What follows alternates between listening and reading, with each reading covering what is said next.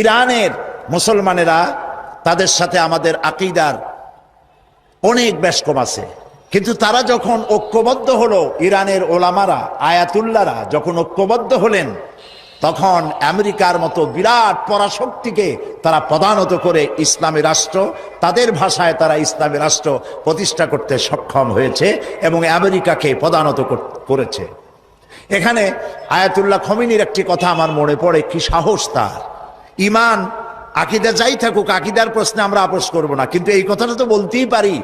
যখন আমেরিকা তাকে বলেছিল যে আমার দূতাবাস থেকে যে 56 জনকে গ্রেফতার করা হয়েছে আমেরিকান, এদেরকে ছেড়ে দাও, তা না হলে তোমার খাদ্য রসদ, আমেরিকা থেকে যত সাহায্য যায় সব বন্ধ করে দেওয়া হবে। আয়াতুল্লাহ খমেনি জবাব দিয়েছিলেন আমেরিকান প্রেসিডেন্টকে, তুমি কারে খাবারের ভয় দেখাও? যেই জাতির বছরে 1 মাস না খাইয়া থাকা ফরজ, সেই জাতি তোমার খাবারের অপেক্ষা করবে? তোমার মতো কাফেরদের খাবারের কোনো পরোয়া আমরা করি না। মুসলমানেরা যখন ঐক্যবদ্ধ হয়েছিলেন, আল্লাহ তাদেরকে বিজয় দান করেছিলেন সেখানে। ঠিক এমনি করে পাকিস্তানে যখন সর্বশ্রেণীর ওলামায়ে কেরাম মুত্তাহিদায়ে আমল, মজলিস মুত্তাহিদায়ে আমল এ নাম করে যখন একটি সংগঠন কায়েম করলো, সমস্ত ফিরকার মক্তবায়ে খেয়ালে সমস্ত আলেমরা যখন ঐক্যবদ্ধ হলো, পৃথিবীকে অবাক করে দিয়ে ইসলামী শক্তি সেখানে বিজয় লাভ করলো। ঠিক অনুরূপভাবে বাংলাদেশ বিগত সরকার এইখানে অত্যাচার করেছে আলেমদের উপরে, এবং সবচাইতে বেশি দুশ্মনী করেছে তারা আলেমদের সাথে। আলেমরা ছিল তাদের জীবনের দুশ্মন।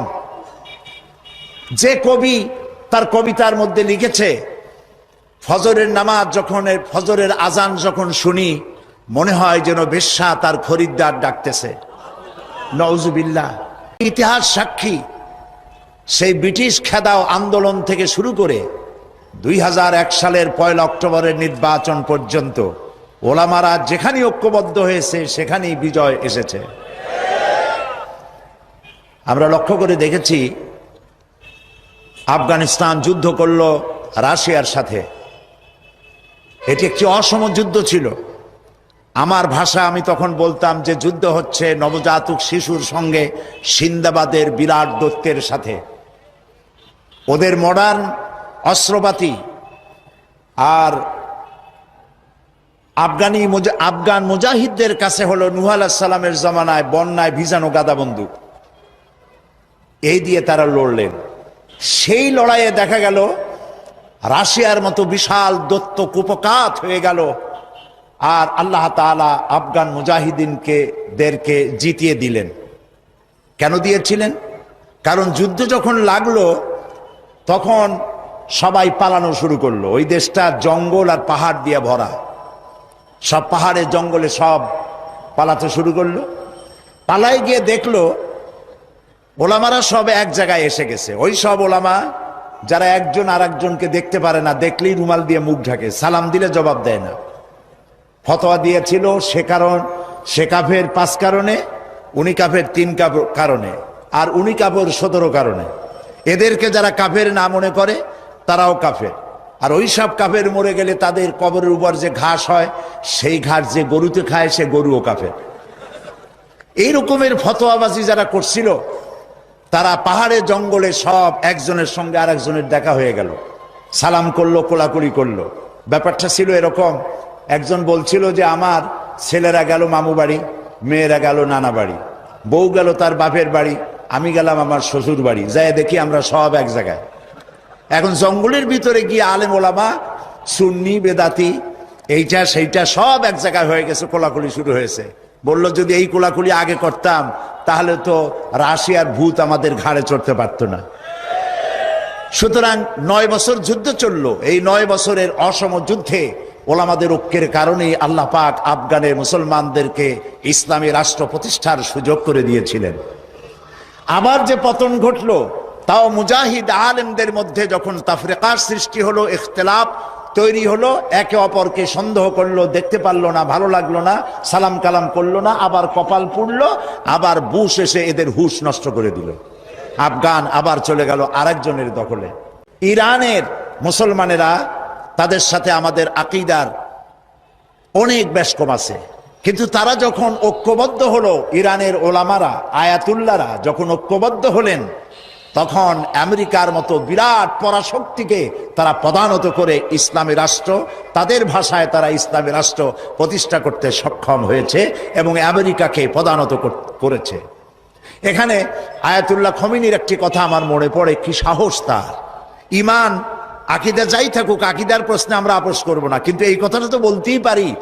যখন আমেরিকা তাকে বলেছিল যে আমার দূতাবাস থেকে যে 56 জনকে গ্রেফতার করা হয়েছে আমেরিকান, এদেরকে ছেড়ে দাও, তা না হলে তোমার খাদ্য রসদ আমেরিকা থেকে যত সাহায্য যায় সব বন্ধ করে দেওয়া হবে।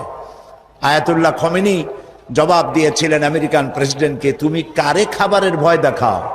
যেই জাতির বছরে 1 মাস না খাইয়া থাকা ফরজ, সেই জাতি তোমার খাবারের অপেক্ষা করবে? তোমার মতো কাফেরদের খাবারের কোনো পরোয়া আমরা করি না। মুসলমানেরা যখন ঐক্যবদ্ধ হয়েছিলেন, আল্লাহ তাদেরকে বিজয় দান করেছিলেন সেখানে। ঠিক এমনি করে পাকিস্তানে যখন সর্বশ্রেণীর ওলামায়ে কেরাম মুত্তাহিদায়ে আমল, মজলিস মুত্তাহিদায়ে আমল এ নাম করে যখন একটি সংগঠন কায়েম করলো, সমস্ত ফিরকার মক্তবায়ে খেয়ালে সমস্ত আলেমরা যখন ঐক্যবদ্ধ হলো, পৃথিবীকে অবাক করে দিয়ে ইসলামী শক্তি সেখানে বিজয় লাভ করলো। ঠিক অনুরূপভাবে বাংলাদেশ বিগত সরকার এইখানে অত্যাচার করেছে আলেমদের উপরে, এবং সবচাইতে বেশি দুশ্মনী করেছে তারা আলেমদের সাথে। আলেমরা ছিল তাদের জীবনের দুশ্মন। যে কবি তার কবিতার মধ্যে লিখেছে, ফজরের নামাজ যখন, ফজরের আজান যখন শুনি, মনে হয় যেন বেশ্যা তার খরিদ্দার ডাকতেছে। নওজুবিল্লাহ।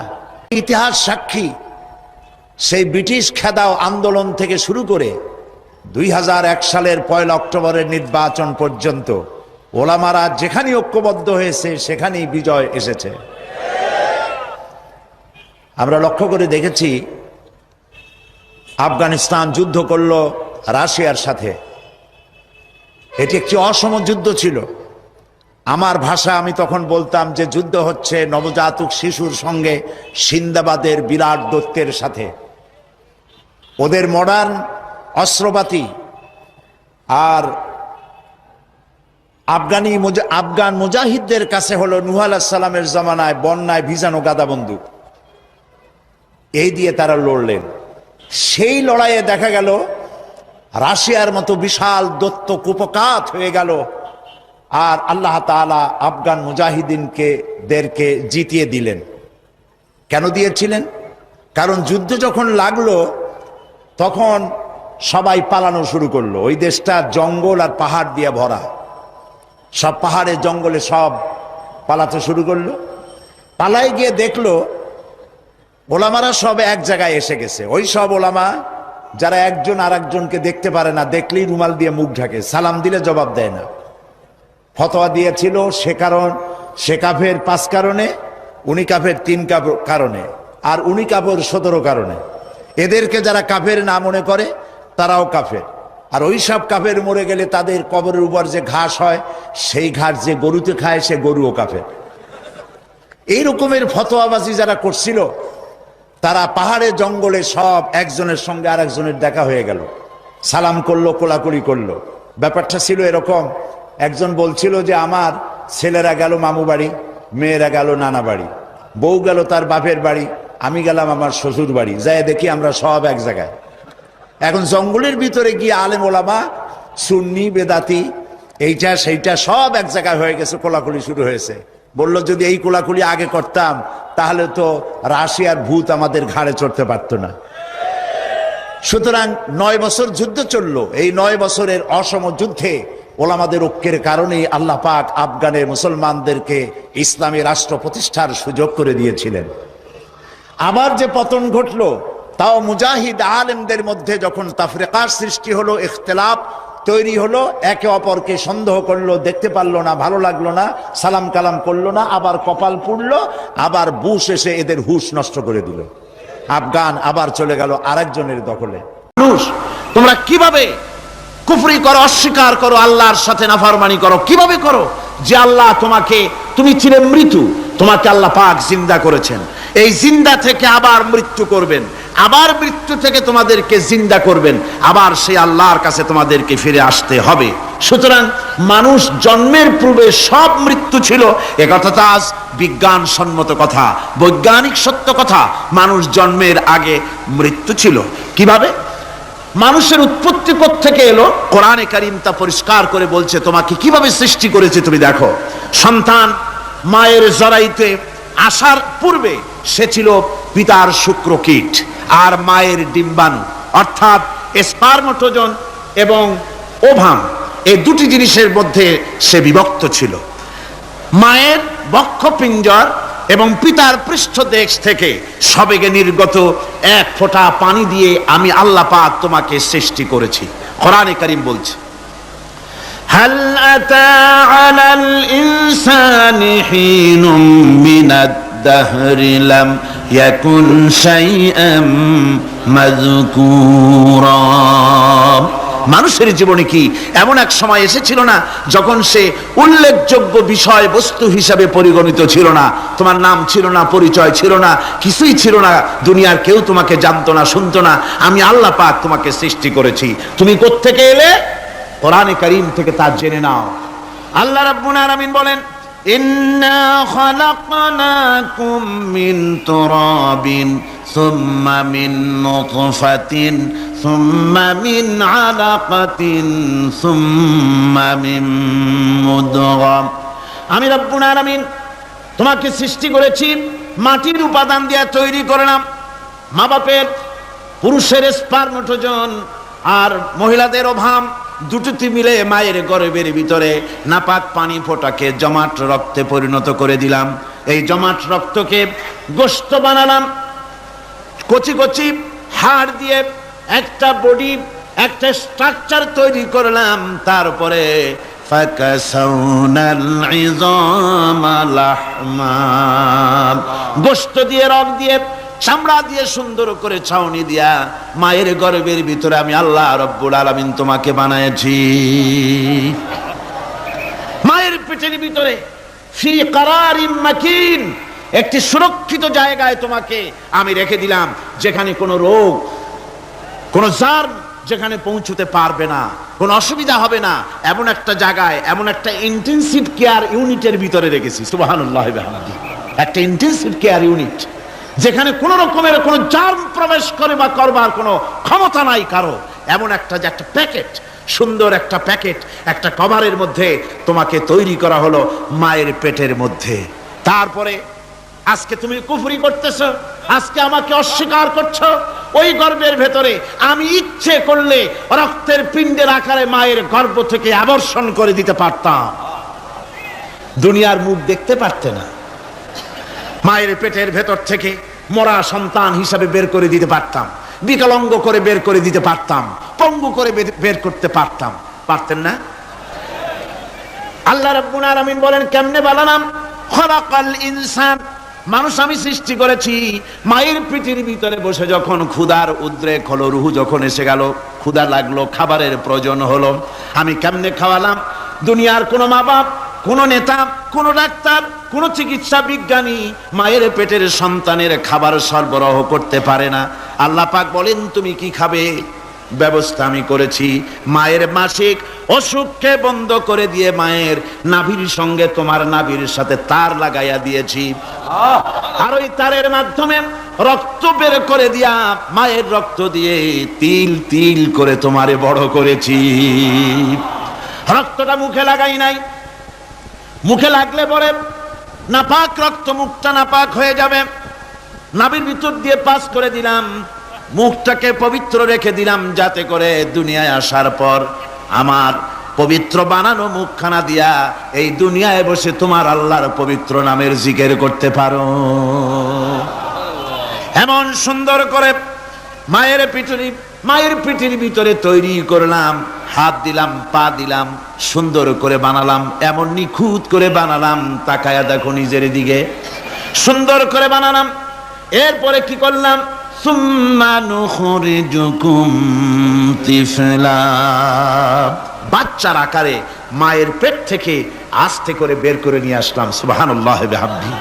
আস্তে করে মায়ের পেট থেকে নিয়ে এসেছি পৃথিবীর বুকে। পৃথিবীতে যখন আসলে তখন তোমার অবস্থাটা কি ছিল? ক্ষুধার যন্ত্রণায় যদি মরেও যেতে, কান্দা ছাড়া ভাষা নাই। ভাষা আছে? কোন হুঁশ ছিল আমাদের? কোন জ্ঞান ছিল? আল্লাহ রাব্বুল আলামিন বলেন, আল্লাহু আখরাজাকুম মিন বুতুনি উম্মাহাতিকুম লা তা'লামুনা শাইআ। মায়ের গর্ভ থেকে এমন অবস্থায় বের করে এনেছি যখন তোমার কোনো হুঁশ নাই, জ্ঞান নাই, কথা বলতে পারো না, পায়খানার ভিতরে পড়ে থাকো, ট্যা ট্যা করে কান্দা ছাড়া পথ নাই, পানির পিপাসায় গলা শুকায় যায়, কান্দা ছাড়া পথ নাই, মনের তোমার মুখের কোনো ভাষা নাই কান্না ছাড়া। আমি তোমার এমন আল্লাহ, আমি তোমার এমন স্রষ্টা, আমি তোমার এমন রব।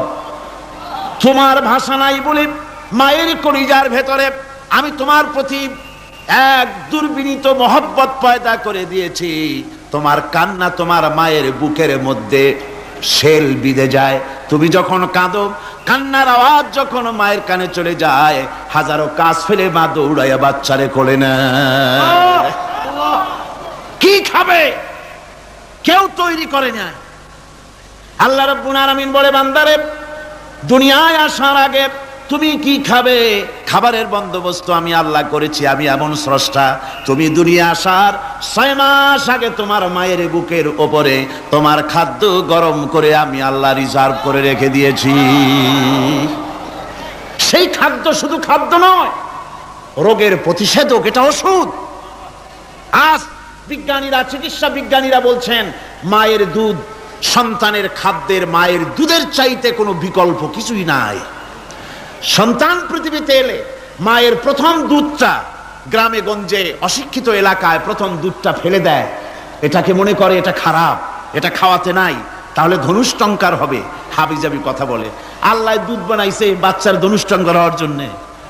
মায়ের ওই প্রথম দুধটা হচ্ছে সন্তানের জন্য সমস্ত রোগের প্রতিষেধক। সে ছিল পেটের ভিতরে একটা কাভারের মধ্যে, ওখানে কোনো জার্ম ছিল না, কোনো রোগ জীবাণু ছিল না। ও পৃথিবীতে এসেছে যেখানে অক্সিজেনের ভেতরে জার্ম রয়েছে, বাতাসের ভিতরে জার্ম রয়েছে, যার পরিবেশটা খারাপ হয়ে আছে। মানুষের শ্বাস প্রশ্বাসে, নিঃশ্বাসে হাজারো রোগ বীজাণু জীবাণু ঘুরছে। এই রকমের একটা পৃথিবীতে এসেছে। আসার পরে কচি স্বাস্থ্য, কচি শরীর, কচি হার্ট, কচি লাংস, সেটাকে প্রতিরোধ করবে কি করে? সেজন্য আল্লাহ পাক মায়ের দুধের ভিতরে সমস্ত রোগের প্রতিষেধক দিয়ে দিয়েছেন, সুবহানাল্লাহ। আজকের বিজ্ঞানীরা তা স্বীকার করেছেন।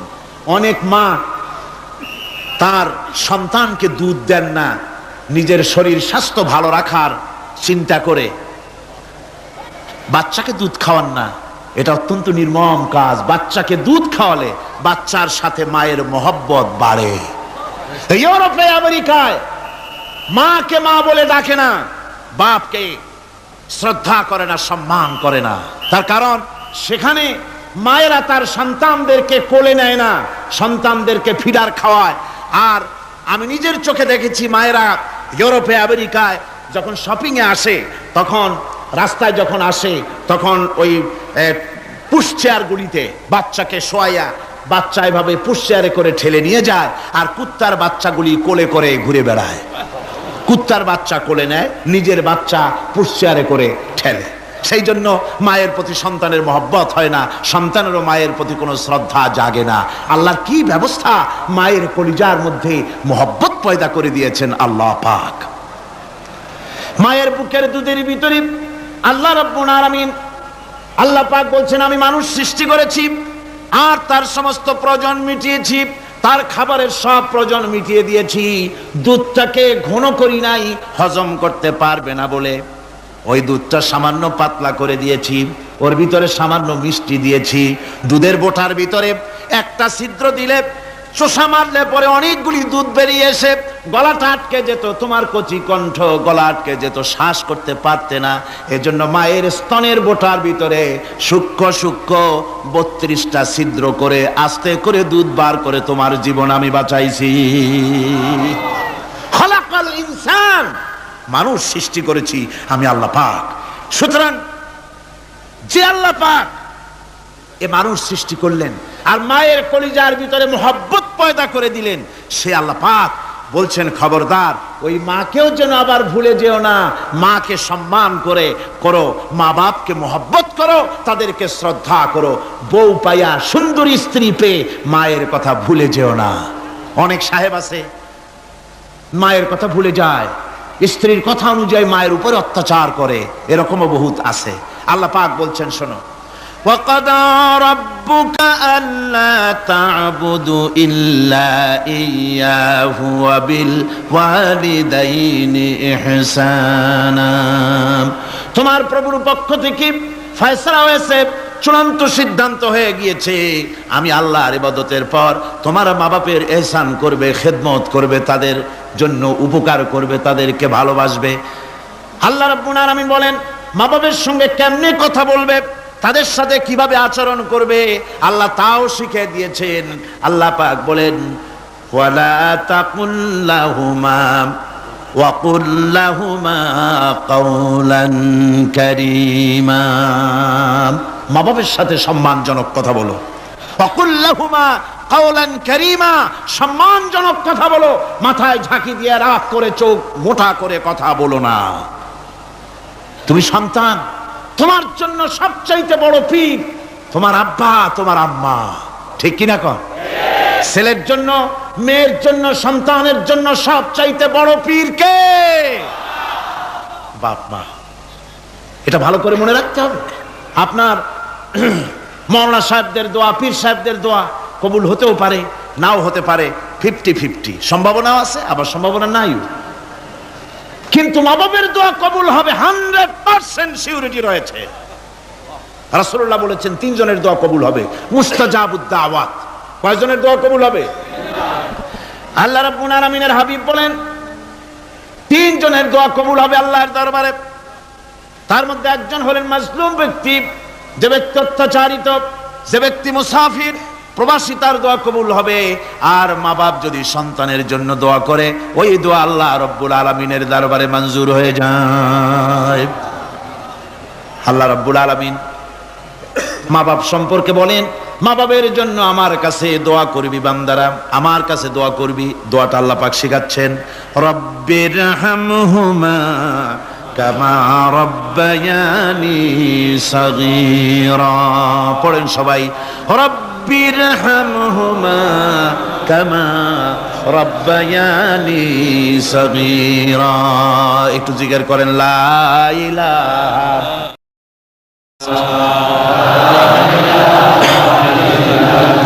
লা ইলাহা ইল্লাল্লাহ, লা ইলাহা ইল্লাল্লাহ, লা ইলাহা ইল্লাল্লাহ, লা ইলাহা ইল্লাল্লাহ মুহাম্মাদুর রাসূলুল্লাহ। আমার ভাইরা, আল্লাহ পাক শিখাচ্ছেন বান্দা তোর মা বাপের জন্য আমার কাছে দোয়া কর। আল্লাহ রব, আয় আমার প্রভু, আমার মা বাপ যেমন ছোটবেলায় আমাকে স্নেহের কোলে লালন পালন করেছে, আয় আমার আল্লাহ তুমি আমার মা বাপকে তোমার রহমতের কোলে লালন পালন করো। আল্লাহ শিখাই দিয়েছেন। আমার ভাইরা, প্রত্যেক নামাজের পরে এই দোয়াটা ভুলে যাবেন না। ভুলে যাবেন? ভুলে যাবেন? আমার ভাইরা, আমার বোনেরা, সবাই প্রত্যেক নামাজের পরে পড়বেন রব্বিরহামহুমা কামা রব্বায়ানি সাগীরা। এই দোয়া করতে কেউ ভুলে যাবেন না। আল্লাহ রাব্বুল আলামিন বলে বান্দারে وَوَصَّيْنَا الْإِنسَانَ بِوَالِدَيْهِ إِحْسَانًا حَمَلَتْهُ أُمُّهُ كُرْهًا وَوَضَعَتْهُ كُرْهًا। আল্লাহ পাক বলেন আমি পৃথিবীর সমস্ত মানব মণ্ডলীকে উপদেশ দিয়েছি মা বাপকে সম্মান করো, শ্রদ্ধা করো, তাদের উপকার করো। তার কারণ হলো তোমার মা তোমাকে গর্ভে ধারণ করেছে অত্যন্ত কষ্টের সাথে। আল্লাহ বলতেছেন মা তোমাকে গর্ভধারণ করেছে অত্যন্ত কষ্টের সাথে, এরপরে তোমাকে ডেলিভারি করেছেন অত্যন্ত কষ্টের সাথে, তোমাকে ডেলিভারি করেছেন। গভীর রাত্রে মানুষ সব ঘুমায় যায়, গর্ভবতী মা ঘুমাতে পারে না, সন্তান পেটের ভিতরে হাঁটু দিয়া গুতা মেরেছে, পা দিয়া লাথি মেরেছে। মা চরম শীতের রাত্রে, প্রচন্ড শীতের রাতে গায়ের লেপটা সরায় দিয়া মা একবার দাঁড়ায় আর একবার বসে, একবার দেওয়ালের সাথে হেলান দিয়া দাঁড়ায়। কষ্ট করে রাতটারে কাটায় দেয়, আবার সারাদিন সংসারের জন্য কাজ করেছেন, রান্না বান্না করেছেন মা, সকলকে খাওয়াইয়া মা শেষের দিকে খেতে গেছেন। যখন নিজে খেতে গেলেন, খাবারের ক্ষুধাত নিয়ে পেট ক্ষুধা নিয়ে খেতে বসেছেন, পেটের ভিতরে সন্তান লাথি মেরেছে, পেটের মধ্যে ঘুষা মেরেছে, হাঁটু দিয়া গুতা মেরেছে, ভরা পেটে পেটের ভিতরে সন্তান গুতা মারলো হাঁটু দিয়া মাথা দিয়া, মা ক্ষুধা রয়েছে পেটে, খেতে পারলেন না, বেদনা শুরু হয়েছে। খাবারের থালাটা ঠেলে দিয়ে মা দাঁড়ালেন, বসলেন, চোখের পানি ফেললেন। এভাবে করে মা একটা দুইটা দিন নয়, 10টি মাস পর্যন্ত সন্তানটাকে পেটের মধ্যে নিয়ে, একটা জীবিত মানুষ আর একটা জীবিত সন্তান পেটের মধ্যে নিয়ে নড়াচড়া করছেন, চলাফেরা করছেন। কিতাবের মধ্যে এসেছে রাতের বেলায় মা যে ঘুমাতে পারেন না, সন্তানের নড়াচড়ার কারণে রাতভর ইবাদত করলে যত সওয়াব পাওয়া যেত, আল্লাহ ওই সওয়াব মায়ের আমলনামায় লিখে দেন। সন্তান পেটে থাকার কারণে খেতে পারে না, পেট ভরে ক্ষুধায় কষ্ট পায় মা, এই জন্যে 10 মাস ধরে রোজা রাখলে যে সওয়াব হতো, আল্লাহ রাব্বুল আলামিন মায়ের আমলনামায় রোজার সওয়াব লিখে দেন। 10 মাস পুরে গেল, সন্তান ডেলিভারির সময়ে চলে এলো, মায়ের মন বিমর্ষ, সন্তান ডেলিভারি হবে, না জানি মরে যাই নাকি, না জানি অপারেশন লাগে নাকি, কি অবস্থা হবে। মা খেতে পারে না, মুখটা শুকায়া যায়। ডেলিভারির সময় যখন আসে, মা বাবার কাছ থেকে বিদায় নিয়ে যায়, স্বামীকে একান্তে গোপনে ডেকে নিয়ে বলে, প্রাণের স্বামী, দীর্ঘদিন একসঙ্গে ঘর কন্যা করেছি, অপরাধ হয়ে যেতে পারে, আমারে মাফ করে দিও। আমার মনে হয় এবার আমি আর বাঁচবো না, সংসার থাকলো চাবি থাকলো সব বুঝে নাও, আমারে মাফ করে দিও। মা চলে গেল সতিকা গৃহে, ক্লিনিকে চলে গেল, অপারেশন থিয়েটারে চলে গেল, অথবা ডেলিভারির জায়গায় চলে গেল। ডেলিভারি পেইন শুরু হয়ে গেল, বেদনা শুরু হয়ে গেল।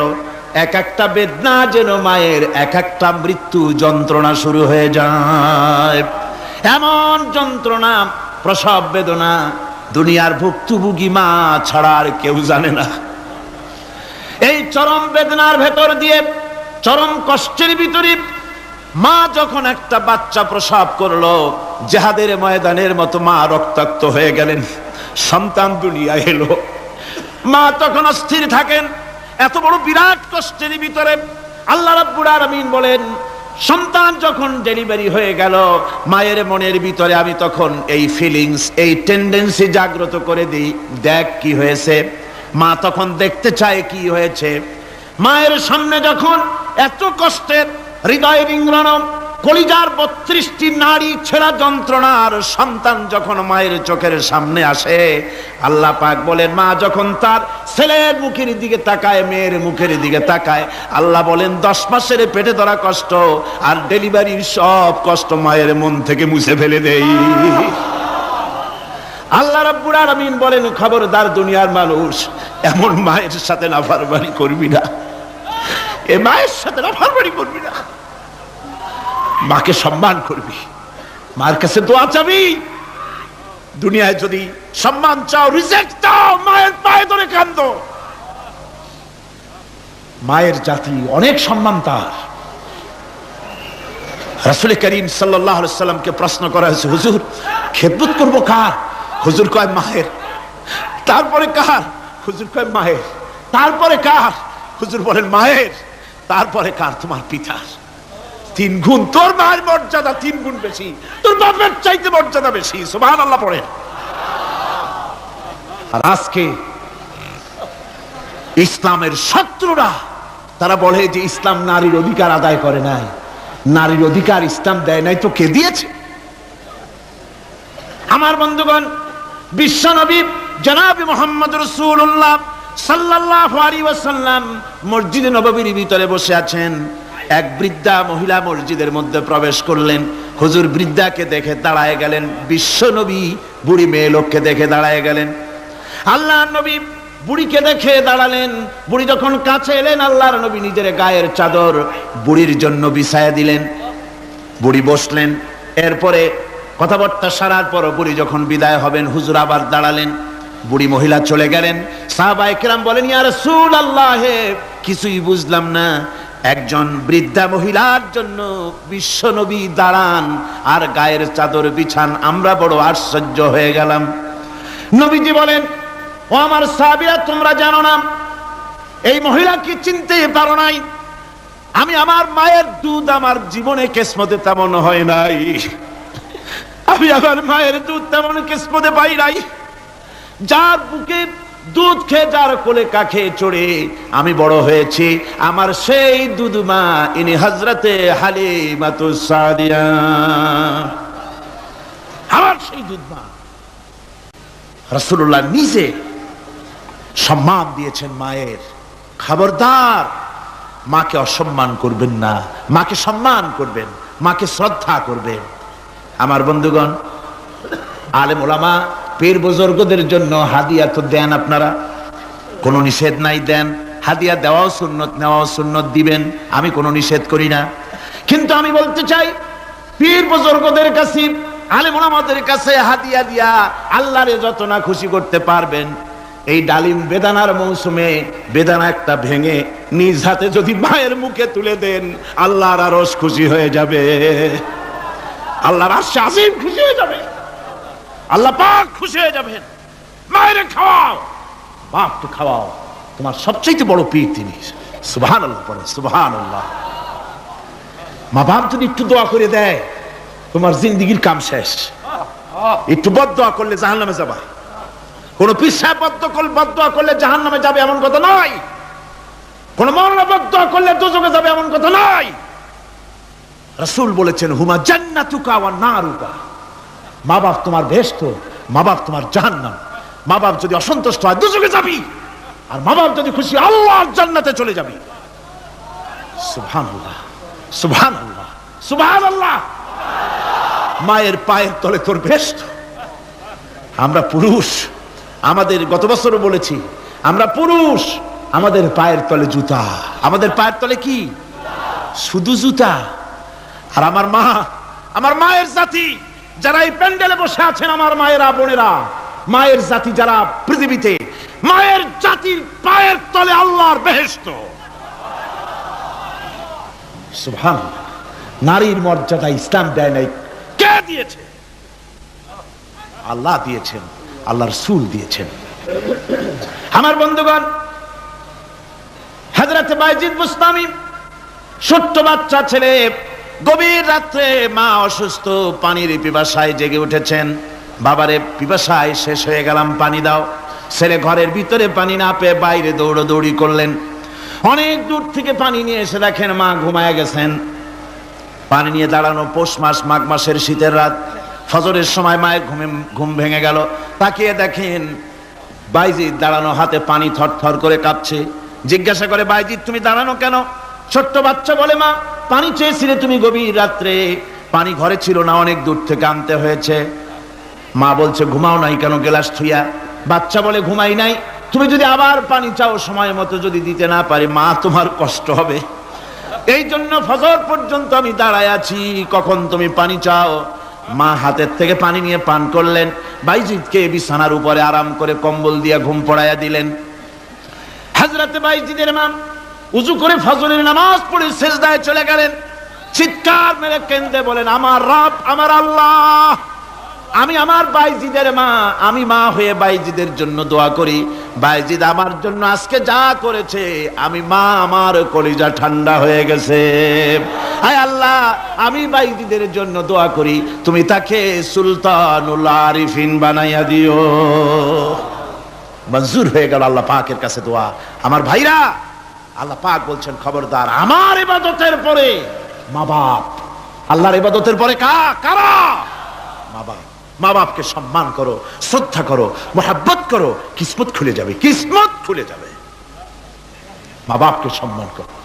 হযরত আবু হুরায়রা রাদিয়াল্লাহু তাআলা আনহু রাসূলের সামনে এসে কাঁদতেছেন। হুজুর বলছেন, আবু হুরায়রা কাঁদো কেন? কাঁদো কেন? রাতের বেলা কাঁদো কেন? হযরত আবু হুরায়রা বলছেন, হুজুর আমাকে মা মেরেছেন। হুজুর বলছেন, মা মারলো কেন? কোন অপরাধ করেছো? কোন গোস্তাখি করেছো? আবু হুরায়রা বলছেন, না হুজুর, কোনো গোস্তাকি করি নাই। তবে মারলো কেন? হযরত আবু হুরায়রা বলছেন, হুজুর, আমি আপনার দরবার থেকে ফিরতে রাত হয়ে গিয়েছিল। মা জিজ্ঞেস করলেন, আবু হুরায়রা এত রাত্রে কোথায় ছিলি? বললাম, আমি ছিলাম যে কদম চুমতে পারলে দুনিয়া ধন্য হয়, সেই দরবারে নববীর কদম মোবারক থেকে আসতে আমার দেরি হয়েছে। আমার মা মুশরিকা, আপনার নাম শুনে তার গায়ে আগুন জ্বলে উঠলো, আমাকে ধরে মারা আরম্ভ করলো। বলল, হয় আমার বাড়ি ছাড়বি, আর না হয় মুহাম্মদ সাল্লাল্লাহু আলাইহি ওয়াসাল্লামের দরবার ছাড়বি। আমি বললাম, আমার মা, তুমি বুড়ি মানুষ, তোমার গায়ে যত শক্তি আছে সমস্ত শক্তি দিয়ে আমারে পিটাও, আমারে মারো। মারতে মারতে আমাকে বাড়ি থেকে তুমি বের করে দাও। তোমার বাড়ি শুদ্ধ তামাম দুনিয়া ছেড়ে দিতে পারি, আল্লাহর নবীর কদম মোবারক ছেড়ে দিতে পারি না। হুজুর, আমার মা আমাকে গলা ধাক্কা দিয়ে বের করে দিয়েছেন। হুজুর বলছেন, আবু হুরায়রা, তোমার মা তোমাকে মেরেছে, তুমি আমার কাছে নালিশ করছো? আমার তো এখানে ইন্টারফেয়ার করার কিছুই নেই। সুবহানাল্লাহ, সুবহানাল্লাহ। মা তোমাকে মেরেছে, এখানে আমার করার কিচ্ছু নাই। বিশ্ব নবী বলছেন, এত বড় পাওয়ারফুল নবী, লেজিসলেটিভ পাওয়ার, সারে আল্লাহ তাকে বানিয়েছেন শরীয়ত প্রণেতা। কোরআন শরীফ, কোরআন শরীফে শুধু হালাল ও হারামের,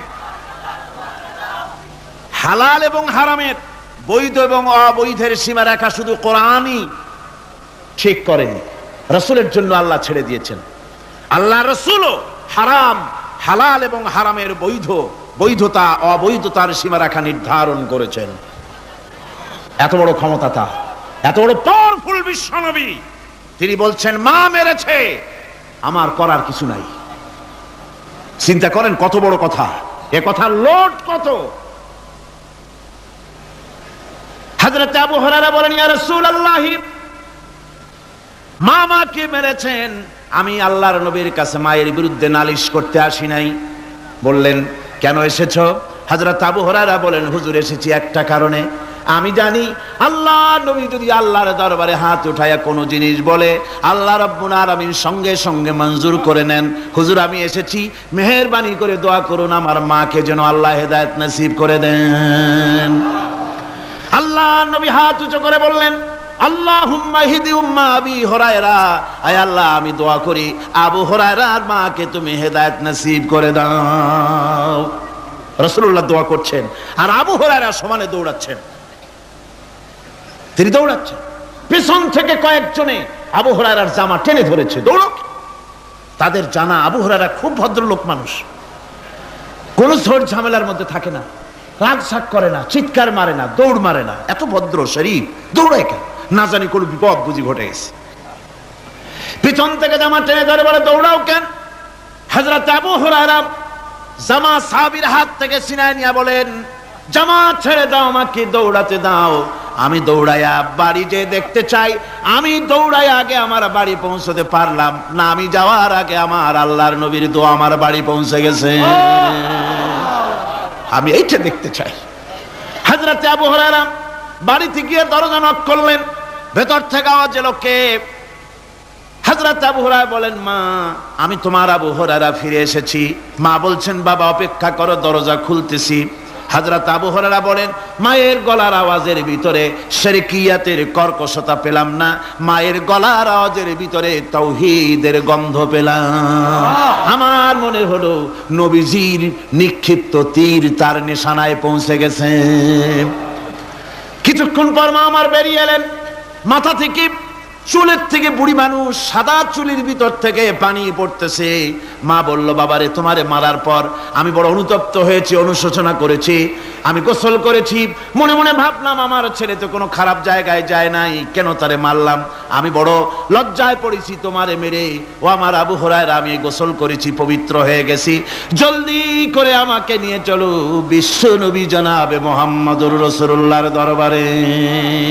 হযরত আবু হুরায়রার মা ঘোষণা করলেন, আশহাদু আল্লা ইলাহা ইল্লাল্লাহু ওয়াহদাহু লা শারীকা লাহু ওয়া আশহাদু আন্না মুহাম্মাদান আবদুহু ওয়া রাসূলুহু। আমার ভাইরা, মা বাপ সবচেয়ে সম্মানের জিনিস। আল্লাহর ইবাদতের পরই মা বাপের খেদমত করতে হবে। আল্লাহ পাক বলছেন, বান্দারে দেখ, মায়ের পেট থেকে আনলাম, মায়ের বুকের মধ্যে মহব্বত পয়দা করলাম, এত মহব্বত দিলাম তোর উপরে, যে কোনো বিদেশে যান, যেখানে যান, বাড়িতে ফিরলে পরে সকলে ছেলে মেয়ে ভাই বোন সবাই দেখবে সুটকেসে আমার জন্য আনছে কি, সবাই চিন্তা করবে আমার জন্য কি এনেছে। একমাত্র মা সন্তানের মুখের দিকে তাকাবে কখন খাইছে সে। সুবহানাল্লাহ, সুবহানাল্লাহ, আমার বাসার মুখখানা শুকনা, তুই বুঝি আজকে কিছু খাইস নাই। বিদেশে যেসব সন্তান থাকে, মা কাটা কবুতরের মতো ছটফট করে। আমার ছোটবেলার কথা আমি দেখেছি সরসিলা মাদ্রাসা পড়তাম, আব্বা টাকা দিতেন মাদ্রাসায় যাওয়ার সময়, আবার মা আবার মুরগির ডিম বিক্রি করা, বিভিন্ন জিনিস বিক্রি করা বা বাজার করা পয়সা, উদ্বৃত্ত কিছু পয়সা আব্বার অজান্তে আমার হাতের মুঠার মধ্যে দিয়ে দিতেন। যখন মাদ্রাসার দিকে রওনা হয়েছি, পর্দার আড়াল থেকে দরজা থেকে দেখতাম, যতক্ষণ তাকায় দেখতেছি চোখ থেকে পানি দরদর করে পড়তেছে। সুবহানাল্লাহ, মা কি জিনিস! আল্লাহ আল্লাহ আল্লাহ। বিদেশে যদি কারো সন্তান মারা যায়, সবার জানার আগে কবি বলতেছেন, বিদেশে বিরাজ্য যার পুত্র মারা যায়, পশু পক্ষী না জানিতে আগে জানে মায়। মায়ের কলিজার তারে টান লেগে যায়, মা বুঝতে পারে আমার সন্তানটা নাই। আহারে মা! আমার বন্ধুগণ, মা যার বেঁচে আছে বেয়াদবি করেছেন, পাও ধরে মাপ নিয়ে নেবেন, পাও ধরে মাপ নিয়ে নেবেন। মা তো পাও ধরে দেখবেন মাফ করে দিবে। সুবহানাল্লাহ, সুবহানাল্লাহ, কত দরদ তার বুকের মধ্যে। আর মা বাপকে সম্মান করবেন। যাক, এই বিষয়ের উপরে আমি আর যেতে চাই না, শুধু আমি আপনাদের বললাম, এই বিশাল জনতাকে বললাম, সবচাইতে বড় পীর আপনার জন্য আপনার মা বাপ। সবচাইতে বড় পীর কে? মা বাপ। সন্তুষ্ট করেন, রুজিতে অভাব ঘটবে না, কোন মাজারে গিয়ে সেজদা দেওয়া লাগবে না, আল্লাহর কসম, মাজারে যাই চাওয়া লাগবে না। মা বাপকে খেদমত করেন, মা বাপকে খুশি করেন, মা বাপকে খাওয়ান, হাদিয়া দেন, মা বাপ খুশি, রুজিতে বরকত হবে, ব্যবসায় বরকত হবে, ঋণগ্রস্ত থাকবেন না, সম্মান আল্লাহ বাড়ায় দিবেন। সুবহানাল্লাহ বিহামদি, রাসূলুল্লাহর হাদিস। এই জন্য আমি অনুরোধ করব, মা বাপকে সম্মান করবেন। বিশাল আকাশের মালিক, আমাদের হায়াতের মালিক, আমাদের মওতের মালিক, আমাদের সুখ দুঃখের মালিক, আমাদের মনিব, আমাদের রব, সর্বস্রষ্টা, সর্বশ্রেষ্ঠ মালিক মহান আল্লাহ রাব্বুল আলামিনের সামনে মাথা নিচু করে একান্ত গোলামের মতো, ভিক্ষুকের মতো, কাঙ্গালের মতো জীবনের সব দুঃখ দুর্দশা আল্লাহর কাছে বলবো। আমরা আমাদের গুনার কথা বলবো, আল্লাহর কাছে মাপ চাইবো। আল্লাহুম্মা আমিন। রব্বানা ظلمنا أنفسنا وإن لم تغفر لنا وترحمنا لنكونن من الخاسرين ربنا ظلمنا أنفسنا وإن لم تغفر لنا وترحمنا لنكونن من الخاسرين ربنا لا تزغ قلوبنا بعد إذ هديتنا وهب لنا من لدنك رحمة إنك أنت الوهاب رب العالمين আমাদের গুনার দিকে নজর করো না, আমাদের গুনার দিকে তাকায়ো না। আমরা এত গুনাহ করেছি, সেদিকে তাকালে হয়তো রহমত করতে ইচ্ছে করবে না। আয় আল্লাহ, আমাদের গুনার দিকে তাকায়ো না, আমাদের চোখের দিকে তাকাও, আর আমাদের মুখের কাকুতি মিনতির দিকে তাকায়া আমাদের জিন্দেগির গুনাহ আল্লাহ মাফ করে দাও।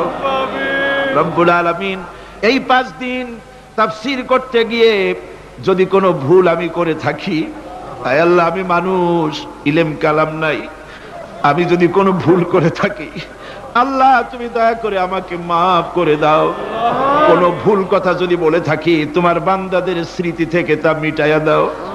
আয় আল্লাহ, হক কথা যা বলেছি, কোরআনের কথা, হাদিসের কথা, তেলাওয়াত যা হয়েছে, জিকির আজগার হয়েছে, আল্লাহ এতে তুমি খুশি হয়ে যে সওয়াবটুকুন দিবে, আল্লাহ দয়া করে সওয়াবটুকুন সরওয়ারে কায়নাত আশরাফুল আম্বিয়া সাইয়্যিদুল মুরসালিন রাহমাতুল লিল আলামিন জনাবে মুহাম্মদুর রাসূলুল্লাহ সাল্লাল্লাহু আলাইহি ওয়াসাল্লামের রূহ মুবারকে পৌঁছায়া দাও রব্বুল আলামিন।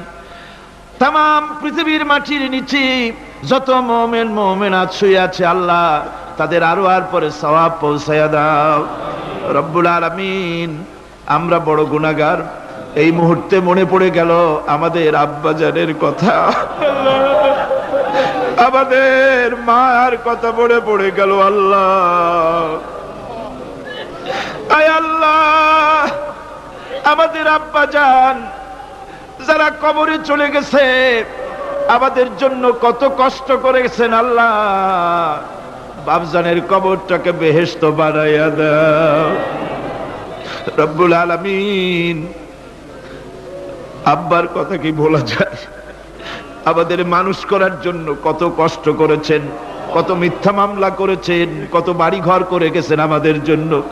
একটা পয়সা নিয়ে যান নাই, কিছু নিয়ে যায় নাই, খালি হাতে চলে গেছে আল্লাহ। বাপজানের কবরটা বেহেশত বানাইয়া দাও রব্বুল আলামিন। জনম দুঃখিনী মা, আমাদের মা যাদের বিদায় হয়ে গেছে আল্লাহ বেহেশতের বাগান বানাইয়া দাও কবরটারে আল্লাহ। কবরগুলিকে জান্নাতুল ফেরদাউস বানাইয়া দাও। রব্বির হামহুমা কামা রব্বায়ানি সগীরা, রব্বির হামহুমা কামা রব্বায়ানি সগীরা। আল্লাহ রব্বির হামহুমা, তুমি তো রহমান, রব্বায়ানি সগীরা, তুমি জব্বার আল্লাহ, তুমি সত্তার, আমাদের দিকে তুমি মুহাইমিন, তুমি মুমিন, তুমি মুতাকাব্বির, তুমি সত্তারুল উয়ুব আল্লাহ। আমাদের দিকে তাকাও, আমাদের দিকে তাকাও। আয় আল্লাহ, এইভাবে করে মায়ের কাছে দাঁড়ায়া যদি মা মা বলে যদি কাঁদতাম, এমন নিষ্ঠুর মা নাই যে কোলে না নিয়ে পারে আল্লাহ। মায়ের চাইতে লক্ষ গুণে মায়া তোমার বেশি, আমাদেরকে রহমতের কোলে টেনে নাও। আয় আল্লাহ, যত মানুষ মাহফিলে হাত উঁচু করছে, যত গুনাহ আছে আজকের মাঠ থেকে কেউ যেন গুনাহ নিয়ে বাড়ি না যায় আল্লাহ। আমাদের শিরক গুনাহ মাফ করো, আমাদের বেদাতের গুনাহ মাফ করো, চুরি ডাকাতির গুনাহ মাফ করো, মানুষ হত্যা করার গুনাহ মাফ করো, জিনা করার গুনাহ মাফ করো। আমাদের বিদায় হয়ে গেছে আল্লাহ রব্বুল আলামিন।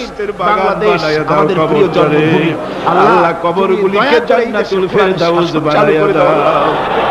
রব্বির হামহুমা কামা রব্বায়ানি সগীরা। রব্বুল আলামিন, আমাদের দোয়া তুমি কবুল করো আল্লাহ। দোয়া আল্লাহ, আমাদের কান্নার আওয়াজ তুমি শোনো আল্লাহ। কিচ্ছু নাই কান্দা ছাড়া আমাদের কাছে আল্লাহ। এই মাহফিলে যত যুবক এসেছে, আমাদের দেশের যুবকদের চরিত্র শেষ হয়ে যাচ্ছে আল্লাহ। সব যুবকদের জন্য দোয়া করি আল্লাহ। যুবক ছেলেদেরকে ইসলামী আন্দোলনের জন্য খালিদ বিন ওয়ালিদ বানায় দাও। এই মাহফিলে যত যুবক এসেছে আল্লাহ, সব যুবকদেরকে ইসলামী আন্দোলনের কর্মী বানায় দাও। আয় আল্লাহ, বাংলাদেশের সেনাবাহিনী, বাংলাদেশের বিডিআর তোমার দরবারে মঞ্জুর করো, তাদের সিনায় হিম্মত দাও। বাংলাদেশের পুলিশ বাহিনী ইমাম দিয়া কলজেটারে ভরে দাও। বাংলাদেশের সেনাবাহিনী, air force, land force, BDR, police, এদের কলিজায় এত বড় ইমাম দাও যে ইমানের জোরে বাংলাদেশের প্রতি ইঞ্চি জমিন রক্ত দিয়ে হেফাজত করতে পারে আল্লাহ। ইয়া আল্লাহ, ইয়া আল্লাহ। আমার ভাইরা, হুজুর সাল্লাল্লাহু আলাইহি ওয়াসাল্লাম আরাফাতের ময়দানে দুহাত উঁচু করে দিয়ে আল্লাহর কাছে চাইছিলেন যাতে তার বগল দেখা গিয়েছিল। হাদিস শরীফে এসেছে, আল্লাহর কাছে দুটো হাত উঁচু করে দিয়ে চান, ইয়া আল্লাহ, আল্লাহ। কান্দেন কান্দেন, আজকে কানবেন না, কবে কানবেন? আজই তো কান্নার দিন। কাঁদেন আল্লাহর কাছে, আল্লাহ ভিক্ষা চাই তোমার কাছে আল্লাহ। আল্লাহ, অনেকের রোগ ব্যাধি আছে, মাফ করে দাও আল্লাহ। আজকের এক মহিলা আমার সঙ্গে টেলিফোনে কাঁদলেন, 20 বছর পর্যন্ত রোগে ভুগতেন। রাহেলা আক্তার লাকি তার নাম। 20 বছর পর্যন্ত ভুগতেছে রোগে, কাঁদতেছে, বলছে বিশ্বাস করি কোরআনের মাহফিলে দোয়া কবুল হবে, অপারেশন যেন লাগে না, দোয়া করেন এই মহিলাকে যেন আল্লাহ অপারেশন না লাগায় ভালো করে দেন। আমার মা বোনেরা, মেয়ে লোক মানুষ, পেটে বাচ্চা, কোলে বাচ্চা, কষ্ট করে মা বোনেরা বহুত দূর দারাজ থেকে এসেছে। আল্লাহ, আমার মায়েরা বোনেরা যারা আসছে, আল্লাহ কিয়ামতে তাদেরকে খাদিজা এবং আয়েশার কাতারে দাঁড় করায় দিও। আল্লাহ আমার মা বোনদেরকে পর্দায় থাকার তৌফিক দিও। আল্লাহ মা বোনদেরকে তুমি হেফাজত করো। যত রিকশাওয়ালা এসেছে আল্লাহ, এত কষ্ট তারা করে, ওদের ভাগ্য তুমি উন্নতি করে দিও আল্লাহ। রিকশাওয়ালা, ঠেলাওয়ালা, কুলি, মজুর, আল্লাহ সকলের উপরে তোমার রহমত নাজিল করো। কলেজ বিশ্ববিদ্যালয়ের শিক্ষক, ছাত্র, ডিসি, এসপি, জজ, ব্যারিস্টার, ম্যাজিস্ট্রেট, আইনজীবী, বুদ্ধিজীবী, সাহিত্যিক, সাংবাদিক, প্রকৌশলী, চিকিৎসক, কৃষিবিদ, আল্লাহ সকলের উপরে তোমার রহমত নাজিল করো আল্লাহ রব্বুল আলামিন। আমরা এই বিশ্বাস নিয়ে হাত নামাচ্ছি যে আমরা এতক্ষণ যা বলেছি তুমি শুনেছো, আমরা যা বলেছি তুমি কবুল করেছো। আয় আল্লাহ, আমাদের মুনাজাত তোমার দরবারে কবুল করে দিও আল্লাহ। সুবহান রাব্বিকা রাব্বিল ইজ্জাতি আম্মা ইয়াসিফুন ওয়া সালামুন আলাল মুরসালিন আলহামদুলিল্লাহি রাব্বিল আলামিন ওয়া জাআল আখিরা কালিমাতিন ইনদাল মাউত লা ইলাহা ইল্লাল্লাহু মুহাম্মাদুর রাসূল।